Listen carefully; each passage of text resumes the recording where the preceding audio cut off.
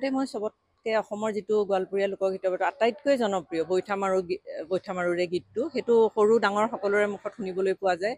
সেই গীতটোকে মই মূল আধাৰ হিচাপে ধৰি লৈ তাৰ প্ৰথম অনুবাদ কৰিলোঁ। অনুবাদ কৰি লৈ সেয়া বিভিন্নজনক দেখুৱাই তাৰ প্ৰতি মানে শুদ্ধ ভুল কিবা আছিল নেকি সেইখিনি দেখুৱাই ল'লোঁ।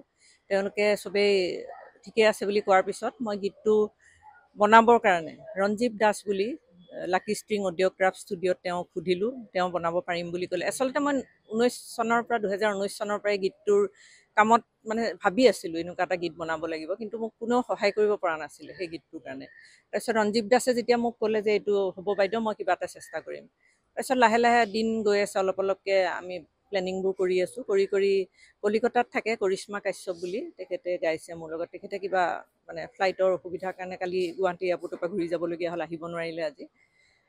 তেখেতে ক'লে, মানে মোৰ একদম বন্ধুৰ ছোৱালী তেওঁ ক'লে যে নহয় মই পাৰিম আণ্টি, এনেকৈ ক'লে। কোৱা দেখি মই ক'লোঁ ঠিক আছে তুমি গুৱাহাটীলৈ আহিলে আমি এইটো বনাওঁ। তেতিয়া প্ৰথম আমি প্লেনিংটো কৰি ডিজাইনটো বনালোঁ গানটোৰ। বনোৱাৰ পিছত ৰঞ্জীৱে ক'লে হ'ব এইটো হৈ যাব। তেনেকৈ কোৱা দেখি আমি গানটো ৰেডি কৰিলোঁ। একচুৱেলি যোৱা মাহতে এইটো ৰিলিজ কৰাৰ কথা আছিলে, কিন্তু জুবিন গাৰ্গৰ মানে অকাল মৃত্যুত আমি তেখেতৰ শোকত মানে বস্তুটো পিছুৱাই দিবলগীয়া হ'ল অলপমান। পিছুৱাই আজি এই কামখিনি কৰিছোঁ। এই গোটেই গীতটো ভিডিঅ'গ্ৰাফি, এডিটিং, গোটেই কামখিনি মোৰ নিজৰ ভগ্নী, জ্যেষ্ঠ ভগ্নী ৰূপৰেখা গোস্বামীয়ে কৰিছে।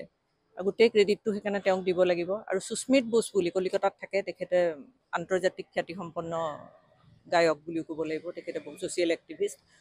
তেখেতে আহি পেলাই গানটো শুনি পেলাই কৈছে মই অকণমান চেঞ্জ কৰিব পাৰিম নেকি? মই কৈছোঁ নিশ্চয় পাৰিব দাদা। তেখেতে তেতিয়া মানে গানটো সেই প্ৰথম পাৰ্টটো সলনি কৰি সুৰটো মানে সেইখিনি তেখেতে তাতে নিজেও কণ্ঠদান কৰিলে। গতিকে সকলোৰে ওচৰত মই গীতটোৰ প্ৰতি কৃতজ্ঞ আছোঁ। আৰু যিটো নিচুকনি গীতটো বহুত কষ্ট কৰি তাৰ কথাখিনি মই গোটাই সুৰো নাই। সুৰখিনি মই নিজেই ভাবি গোৱালপৰীয়া গানৰ সুৰ বহি বনাই অলপমান চালোঁ। তাৰপিছত মোৰ যিখিনি বজোৱা মানুহ বাইগনতলী গাঁৱৰ পৰা আহে তেওঁলোকৰ লগত কথা পাতি কৈছে নাই এইটো সেইটো সুৰতে বহি যাব ধুনীয়াকৈ। তেনেকৈ নিচুকনি গীতটো তেনেকৈ মই বাণীবদ্ধ কৰিলোঁ আৰু আজি সকলোৰে মাজলৈ উলিয়াই দিছোঁ। আশা কৰিছোঁ মই বৈঠামাৰু গীতটো পৃথিৱীৰ বিভিন্ন ঠাইত ৰাইজে আদৰি লওক, যাতে আমাৰ গোৱালপৰীয়া লোকগীতৰ যি মাধুৰ্য, গোৱালপৰীয়া লোকগীতৰ যি সুৰ, কথা সকলোখিনি তেওঁলোকে বুজি পায়, এই গীতটো তেওঁলোকে হৃদয়ংগম কৰিব পাৰক, সেইবুলি ভাবিয়েই মই এই গীতটো প্ৰথম মুকলি কৰি দিছোঁ আজি।